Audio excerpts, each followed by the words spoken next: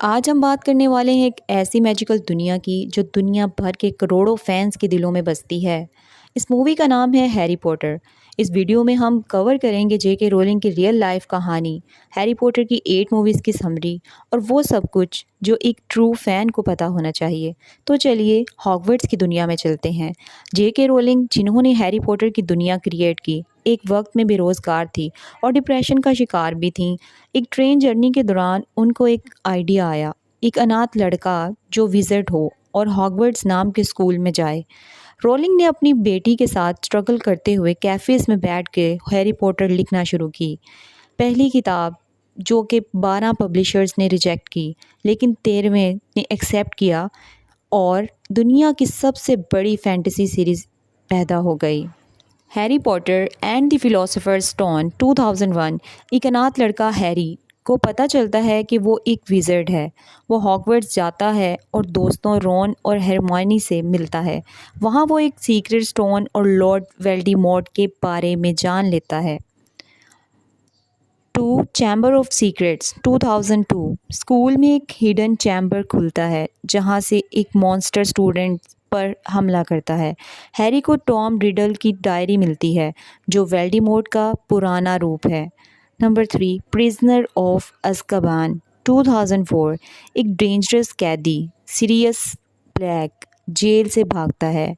बाद में पता चलता है कि वो हैरी का गॉडफादर है और उसका दुश्मन नहीं, दोस्त है।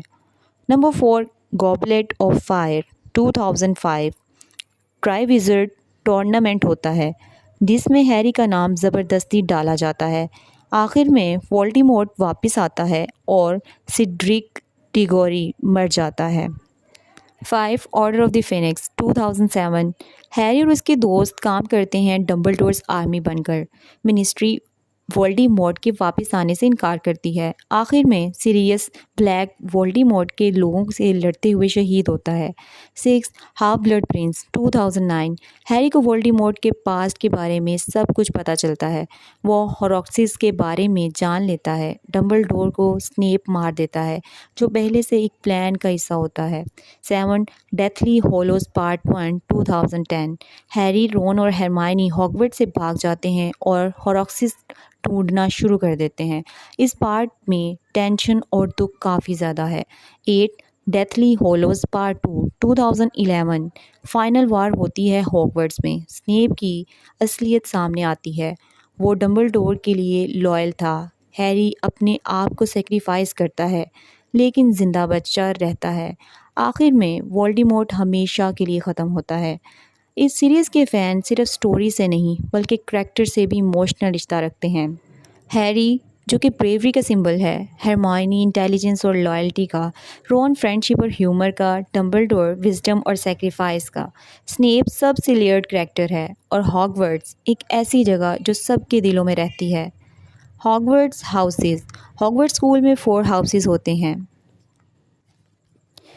ग्राइफिंडोर जहाँ ब्रेव और डेयरिंग लोग जाते हैं। हैरी हरमायनी रॉन यहीं के हैं।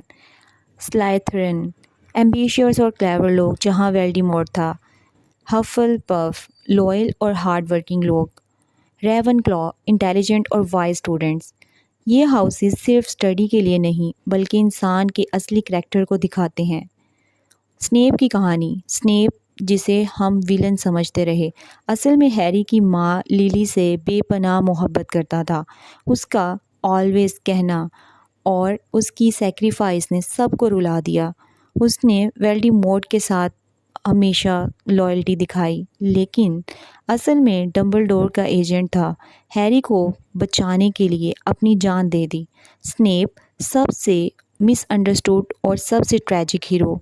हैरी पॉटर की किताबें वर्सेस मूवीज़ किताब में ज़्यादा डिटेल्ड हैं जिनमें डॉबी के और मोमेंट्स हैं। पीव्स नाम का घोस्ट है जो मूवीज़ में नहीं आता। बहुत से प्लॉट पॉइंट्स और डेप्थ सिर्फ बुक्स में मिलती हैं। ट्रू फैंस को सजेस्ट किया जाता है वो बुक्स ज़रूर पढ़ें।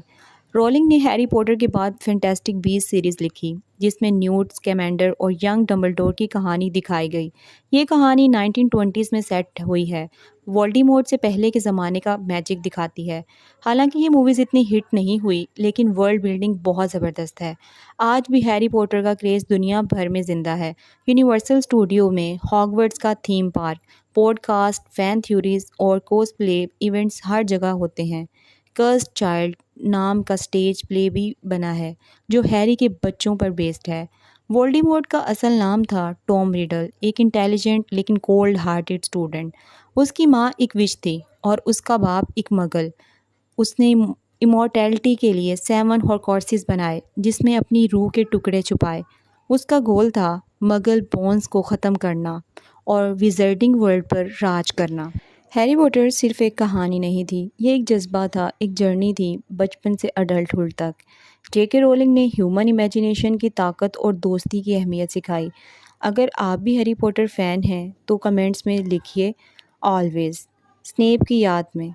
वीडियो पसंद आए तो लाइक, शेयर और सब्सक्राइब ज़रूर करें। मिलते हैं अगली मैजिकल वीडियो में।